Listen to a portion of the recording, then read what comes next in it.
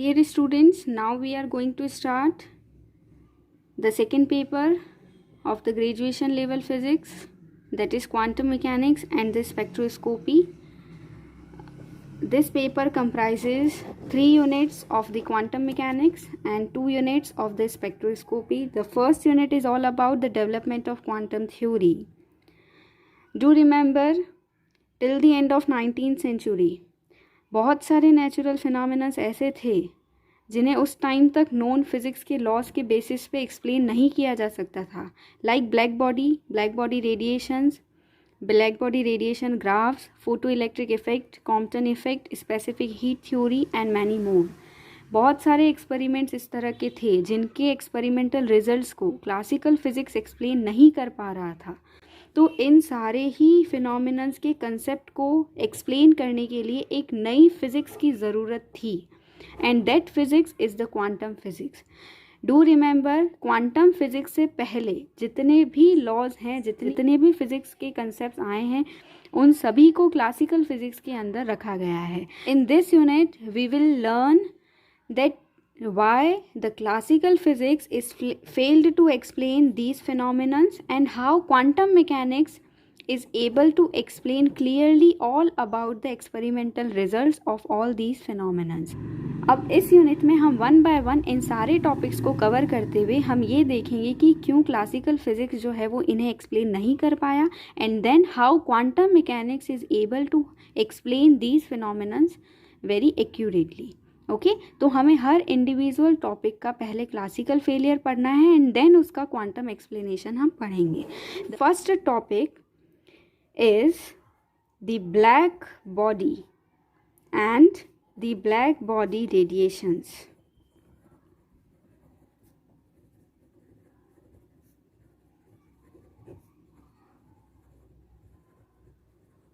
सबसे पहले max Planck scientist जो था, मैक्स प्लांक नाम के साइंटिस्ट ने अपने कंसेप्ट से ब्लैक बॉडी रेडिएशंस को बहुत ही अच्छी तरह से एक्सप्लेन किया था, और मैक्स प्लांक की क्वांटम थ्योरी के बाद ही क्वांटम मैकेनिक्स का ओरिजिन हुआ है।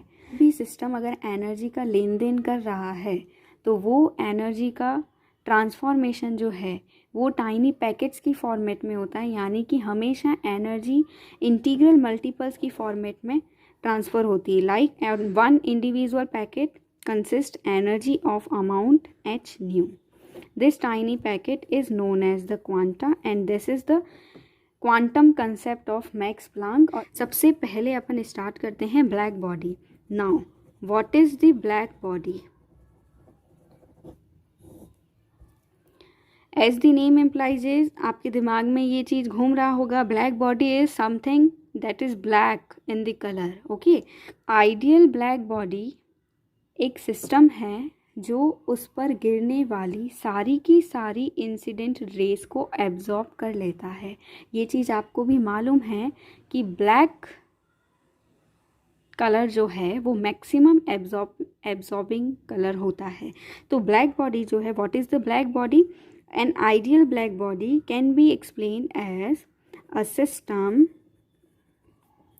which absorbs all the radiations which incident upon it. That means एक ऐसा सिस्टम जो खुद पर गिरने वाली सारी की सारी रेडिएशंस को एब्जॉर्ब कर ले।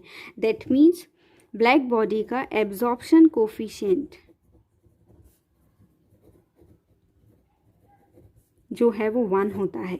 एक आइडियल ब्लैक बॉडी का एब्जॉर्प्शन कोफिशिएंट जो होता है वो 1 होता है। एब्जॉर्प्शन कोफिशिएंट 1 है, इसका ये मतलब है कि ये 100% एब्जॉर्प्शन कर रहा है। जितना भी रेडिएशन, जो भी वेवलेंथ की रेडिएशन इस सिस्टम पे गिरेगी वो सारी की सारी वेवलेंथ को एब्जॉर्ब कर लेता है। एक आइडियल ब्लैक बॉडी को समझने के लिए हम इस तरह की कैविटी को कंसीडर कर सकते हैं। इस कैविटी के अंदर की वॉल्स पर प्लेटिनम ब्लैक से पेंट किया गया है, और ये एक एंट्री होल है जहाँ से रेडिएशंस इस कैविटी के अंदर एंटर हो रही है। Now what is the black body radiations? Black body radiations को समझने के लिए हम कंसीडर करते हैं कि ये एक कैविटी है जिसका टेम्परेचर कांस्टेंट है और हमने इस कैविटी को एक कांस्टेंट टेम्परेचर पे मेंटेन करके रखा है। जैसे ही हम इस कैविटी को गर्म करेंगे तो इस कैविटी के अंदर जो एटम्स हैं, मटेरियल के अंदर जो भी एटम्स हैं, वो क्या करेंगे, कॉन्स्टेंटली इलेक्ट्रोमैग्नेटिक रेडिएशंस को रेडिएट करना स्टार्ट करेंगे। क्यों? क्योंकि जैसे ही हम इसे गर्म करेंगे तो इनके एटम्स को एनर्जी मिलेगा और एटम्स को एनर्जी मिलने की वजह से वो एटम्स क्या होंगे, ऑसिलेट होंगे और उस ऑसिलेशंस की वजह से वो इलेक्ट्रोमैग्नेटिक रेडिएशंस को रेडिएट करेंगे। ये जो रेडिएशंस रेडिएट हो रहे हैं वो क्या होगा, कुछ पार्शियली वो रिफ्लेक्ट होगा, पार्शियली एब्जॉर्ब होगा, फिर वो यहाँ से इधर टकराएगा, इधर से यहाँ जाएगा, इधर जाएगा, ऐसे इस तरह से मल्टीपल रिफ्लेक्शंस जो है वो कैविटी के अंदर होने लगेगा और थोड़े टाइम बाद ये कैविटी जो है ये बहुत सारी इलेक्ट्रोमैग्नेटिक रेडिएशन से भर जाएगी। अब आपको भी ध्यान है, जब बहुत सारी एनर्जी इस कैविटी के अंदर इकट्ठी हो जाएगी तो इस कैविटी का टेम्परेचर थोड़ा थोड़ा बढ़ना स्टार्ट होगा। लेकिन ये सिस्टम थर्मल इक्विलिब्रियम में है, यानी कि हमें इसे कांस्टेंट टेम्परेचर पे मेंटेन करके रखना है। तो उस कंडीशन में क्या होगा, तो जो भी एडिशनल हॉटनेस होगा वो इस होल के थ्रू क्या होने लगेगा, बाहर सराउंडिंग में रेडिएट होना स्टार्ट होगा और that radiation is nothing but the black body radiations. Okay, मैं एक बार फिर से आपको एक्सप्लेन कर देती हूँ ब्लैक बॉडी रेडिएशंस क्या है। इस कैविटी के अंदर हमें इस कांस्टेंट टेम्परेचर पर मेंटेन करके रखना है। तो फर्स्ट ऑफ ऑल जो भी इंसिडेंट रेडिएशन इस पे गिर रहा है वो सारी की सारी इसको एब्जॉर्ब करेगा और ये इलेक्ट्रोमैग्नेटिक रेडिएशंस मल्टीपल रिफ्लेक्शंस होने की वजह से थोड़ी टाइम बाद इस कैविटी के अंदर लगभग सारी ही वेवलेंथ्स जो है वो इकट्ठी हो जाएगी। Almost lambda equals to 0 to lambda equals to infinity तक की वेवलेंथ्स, यानी कि सारी की सारी वेवलेंथ्स इस कैविटी के अंदर इकट्ठा हो जाएगी। अब क्योंकि कैविटी को थर्मल इक्विलिब्रियम में रखना है, थर्मल इक्विलिब्रियम में रहने का मतलब ये है कि पर सेकेंड कैविटी के एटम्स जितनी अमाउंट का एनर्जी एब्जॉर्ब कर रहे हैं उतनी ही अमाउंट का एनर्जी वो वापस रेडिएट भी कर रहे हैं, तभी ये कैविटी जो है वो एक कांस्टेंट टेम्परेचर पे मेंटेन करके रखी जा सकती है। तो में ये जो ब्लैक बॉडी रेडिएशन सराउंडिंग में आ रही है वो इस कैविटी के अंदर इकट्ठी हुई रेडिएशंस का ही कुछ पार्ट है। Okay, this is the black body radiation. We have to study the energy distribution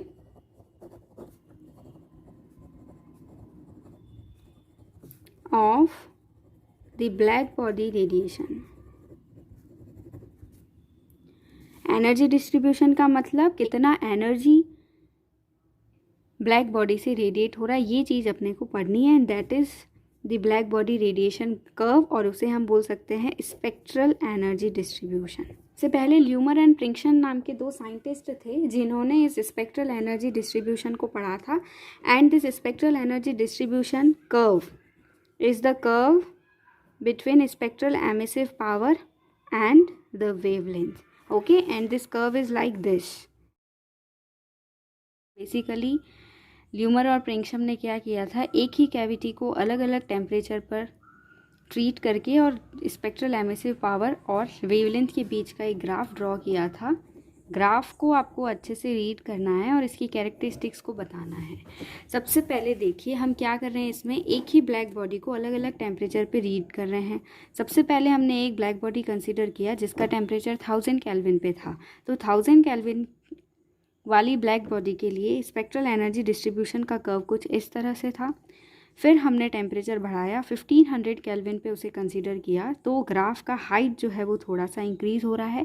then further temperature बढ़ाने से ग्राफ का हाइट जो हो रहा है वो इंक्रीज़ हो रहा है। अब आपको क्या करना है, ग्राफ को अच्छे से रीड करना है। देखिए जैसे जैसे टेम्परेचर बढ़ रहा है ग्राफ का हाइट बढ़ रहा है। हाइट बढ़ने का मतलब स्पेक्ट्रल एमिसिव पावर जो है वो बढ़ रही है। डेफिनेटली अगर कैविटी गर्म होगी, जैसे जैसे उसका टेम्परेचर बढ़ेगा तो amount of radiation radiated would also भी इंक्रीजेज। जितनी ज़्यादा कैविटी गर्म होगी उतने ज़्यादा अमाउंट का रेडिएशन वो एब्जॉर्ब भी करेगा और कॉरस्पॉन्डिंग रेडिएशन को वो एमिट भी करेगा। तो सबसे पहली कैरेक्टरिस्टिक्स जो है वो ये है कि टेम्परेचर को इंक्रीज करने से as temperature increases amount of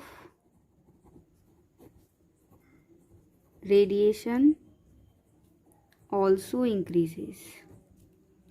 As temperature increases, amount of radiation also increases. Second characteristic is that energy distribution curve is continuous. देखिए एनर्जी का कर्व जो है वो कंटिन्यूस है. दैट मीन्स यहाँ से लेकर यहाँ तक की रेंज की हर वेवलेंथ का रेडिएशन जो है वो रेडिएट हो रहा है. ये बात अलग है कि हर वेवलेंथ पे एमिट होने वाली रेडिएशन का अमाउंट डिफरेंट है, लेकिन एनर्जी डिस्ट्रीब्यूशन कर्व जो है वो कंटिन्यूस है. That energy distribution curve is continuous. At every temperature, radiation of each and every wavelength is emitted. Although amount of radiation is different for the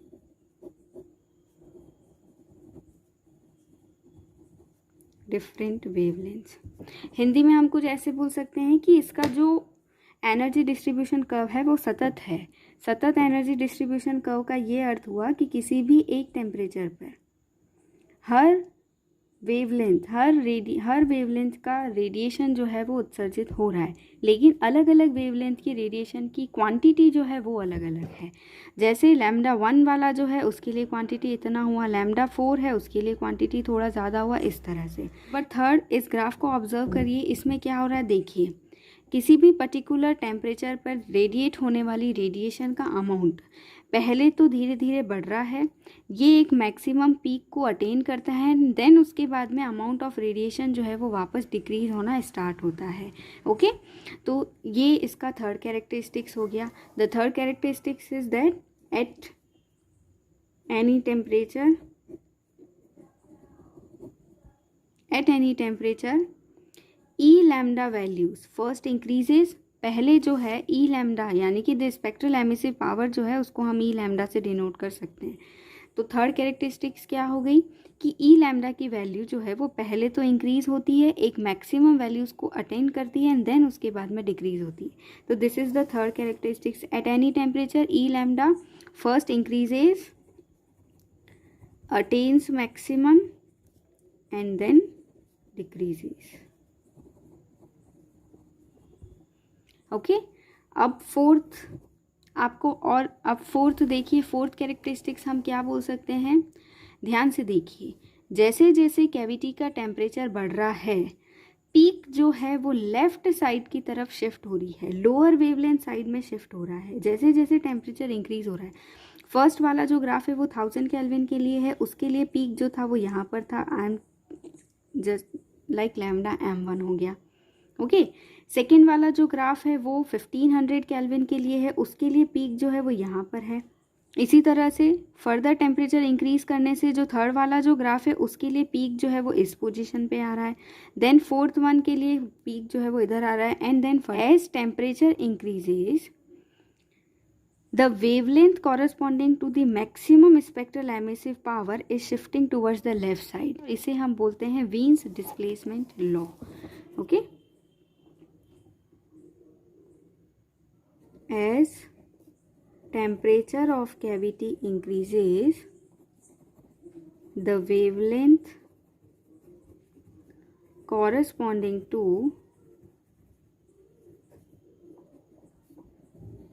maximum spectral emissive power is shifting towards lower wavelength side. यानी कि तापमान बढ़ाने से अधिकतम उत्सर्जन क्षमता की संगत जो तरंग दैर्ध्य है उसका मान लोअर वेवलेंथ की तरफ शिफ्ट हो रहा है.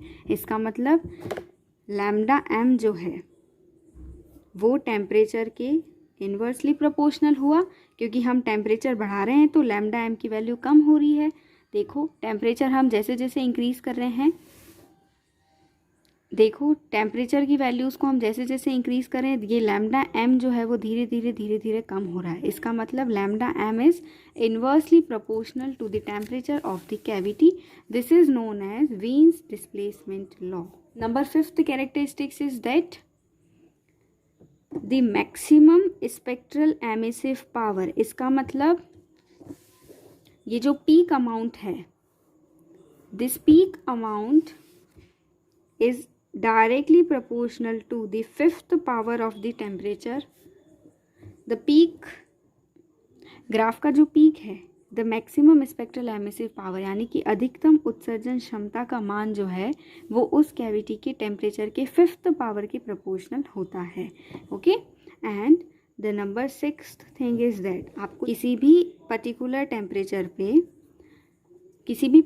टेम्परेचर पे ई लैम्डा और वेवलेंथ के बीच का ग्राफ जो है, इस ग्राफ का एरिया अंडर द कर्व हमेशा टोटल स्पेक्ट्रल एमिसिव पावर की इंफॉर्मेशन हमें देगा. यानी कि अगर हमें कुल उत्सर्जन क्षमता का मान निकालना है तो उस स्थिति में हम क्या करेंगे, किसी भी एक पर्टिकुलर टेम्परेचर में जो ग्राफ दे रखा है उस ग्राफ का एरिया अंडर द कर्व निकालना है.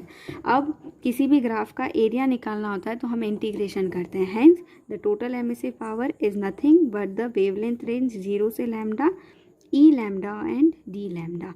This total spectral emissive power is directly proportional to the fourth power of the temperature, that is E equals to sigma T4. Proportionality का sign हटाया इसलिए एक प्रोपोर्शनलिटी कांस्टेंट लगाना होता है, और ये जो लॉ बना है इस नियम को बोलते हैं Stefan's law, where sigma is the Stefan's constant. Okay, तो these 6 are the characteristics of black body radiation curve. Lummer और प्रिंगशम नाम के जो 2 साइंटिस्ट थे, उन्होंने ब्लैक बॉडी को अलग अलग टेम्परेचर पर ट्रीट किया और फिर उस टेम्परेचर पे वेवलेंथ के साथ स्पेक्ट्रल एमिसिव पावर का ग्राफ प्लॉट किया. वो ग्राफ जो था वो कुछ इस तरह का था, और इस ग्राफ की क्या क्या विशेषताएं हैं, इस ग्राफ की जो कैरेक्टरिस्टिक्स हैं उन्हें आपको ध्यान में रखना है. सबसे पहली कैरेक्टरिस्टिक्स, ग्राफ को अच्छे से ऑब्जर्व करें और ऑब्जर्व करके आप उसकी कैरेक्टरिस्टिक्स लिखनी है. नंबर फर्स्ट थिंग इज़, एक बार क्विक रिवीजन हम कर लेते हैं. जैसे जैसे कैविटी का टेम्परेचर बढ़ रहा है ग्राफ की हाइट बढ़ रही है. इसका ये मतलब है टेम्परेचर बढ़ने से स्पेक्ट्रल एमिसिव पावर का अमाउंट भी क्या हो रहा है, बढ़ रहा है. Number second thing is that graph is the continuous. इसका मतलब हर टेम्परेचर पे हर वेवलेंथ की रेडिएशन रेडिएट होती है. Okay, number third thing is that as the temperature increases, the wavelength corresponding to maximum spectral emissive power is shifting towards the left side. Temperature बढ़ने के साथ साथ में अधिकतम उत्सर्जन क्षमता के संगत जो तरंग दैर्ध्य का मान है, वो तरंग दैर्ध्य का मान लेफ्ट साइड की तरफ शिफ्ट हो रहा है. यानी कि टेम्परेचर बढ़ रहा है तो मैक्सिमम वेवलेंथ जो है वो कम हो रहा है. इसका मतलब lambda m is inversely proportional to the temperature. This is known as Wien's displacement law. Okay, the fourth thing is that graph को देखने से हमें क्या पता चल रहा है, as the temperature increases the graph first increases. Fifth चीज हमें क्या, number fourth characteristics is that at any temperature E lambda first increases. E lambda की वैल्यू पहले इंक्रीज हो रही है, एक मैक्सिमम वैल्यूज़ को अटेन कर रही है एंड देन उसके बाद में डिक्रीज हो रही है. नेक्स्ट कैरेक्टरिस्टिक्स क्या है कि E लैम्डा और वेवलेंथ एक्सिस के बीच का area under the curve will give us the information about total spectral emissive power. अगर हमें कुल स्पेक्ट्रमी उत्सर्जन क्षमता की वैल्यू को कैलकुलेट करना है तो हमें इस ग्राफ के नीचे का एरिया पूरा निकालना होगा, और ग्राफ का एरिया हमेशा इंटीग्रेशन के द्वारा निकाला जाता है, and that is total spectral emissive power is integrating with 0 to lambda. आपको टोटल वेवलेंथ की रेंज के हमें कुल वेवलेंथ लिमिट्स के बीच में इस ग्राफ को इंटीग्रेट करना है. इंटीग्रेट करने से हमें टोटल स्पेक्ट्रल एमिसिव पावर मिलेगा, और that total spectral emissive power was found to be proportional to the fourth power of temperature of the cavity. वो इंटीग्रेशन की वैल्यू जो थी वो उस कैविटी के टेम्परेचर की फोर्थ पावर के प्रोपोर्शनल पाई गई. ओके, जिसे हम बोलते हैं, and this statement is known as the Stefan's law. और एक और कैरेक्टरिस्टिक्स देखा गया, and that characteristics is that the maximum spectral emissive power, यानी कि पीक के कॉरस्पॉन्डिंग जो स्पेक्ट्रल एमिसिव पावर की वैल्यू आ रही है वो वैल्यू टेम्परेचर के फिफ्थ पावर के प्रोपोर्शनल पाई गई. तो ये 6 कैरेक्टरिस्टिक्स हैं जो ब्लैक बॉडी रेडिएशंस की देखी गई थी. अब हमें क्या करना है, इन ब्लैक बॉडी रेडिएशन के इन कैरेक्टरिस्टिक्स को क्लासिकल अप्रोच से भी देखना है और क्वांटम अप्रोच से भी देखना है। अब ये कैरेक्टरिस्टिक्स तो देख लिया गया। अब जो भी क्लासिकल टाइम के साइंटिस्ट थे उन्होंने अपना दिमाग लगाया और उन्होंने बोला कि हमें एक्सप्लेन करना है कि ये ऐसा क्यों आ रहा है। तो उन्होंने पहले अपने कंसेप्ट्स की मदद से इन सारे डिस्ट्रीब्यूशन कैरेक्टरिस्टिक्स को समझाने की कोशिश की, लेकिन कुछ ना कुछ फेलियर हमेशा पाई गई। इसलिए हम क्या करेंगे, इस ब्लैक बॉडी रेडिएशन को पहले सारे ही क्लासिकल फिजिसिस्ट की कंसेप्ट से देखेंगे, उनमें कुछ ना कुछ फेलियर आएगी एंड देन हम क्वांटम मैकेनिकल इस प्रॉब्लम को ट्रीट करेंगे। Okay, the spectral energy distribution curve for the black body. Spectral emissive power और लैम्डा के साथ में खींचा गया जो कर्व है, उस कर्व में पीक जो है वो लेफ़्ट साइड की तरफ शिफ्ट हो रही है। लेकिन अगर यही कर्व फ्रीक्वेंसी के साथ में ड्रॉ किया जाए तो फ्रीक्वेंसी जो है वो लैम्डा के इन्वर्सली प्रोपोर्शनल होती है। Since frequency is C by lambda, that means if lambda is increasing then frequency is decreasing और lambda is decreasing then frequency is increasing. तो देखिए ब्लैक बॉडी डिस्ट्रीब्यूशन कर्व के अंदर अगर हम लैम्डा के साथ में ग्राफ ड्रॉ कर रहे हैं तो लैम्डा जो है वो लोअर वेवलेंथ की तरफ शिफ्ट हो रहा है। अगर हम फ्रीक्वेंसी की बात करें तो ऑब्वियसली वेवलेंथ कम हो रहा है तो फ्रीक्वेंसी डेफिनेटली इंक्रीज होगा। तो फ्रीक्वेंसी के साथ वाले ग्राफ के अंदर जो पीक होगा वो पीक राइट साइड में शिफ्ट होगा। इस तरह से पीक जो है वो राइट साइड में शिफ्ट होगा। ये this is for the lowest temperature. As the temperature increases the peak shifted towards the right side, okay, because frequency is inversely proportional to the lambda. तो ये आपको ध्यान में रखना है। Spectral energy distribution curve wavelength के respect में पूछा जाए तो उस कंडीशन में पीक जो है वो लेफ्ट साइड में शिफ्ट होगी, और अगर फ्रीक्वेंसी के रेस्पेक्ट में पूछा जाए तो पीक जो है वो राइट साइड में शिफ्ट होगी।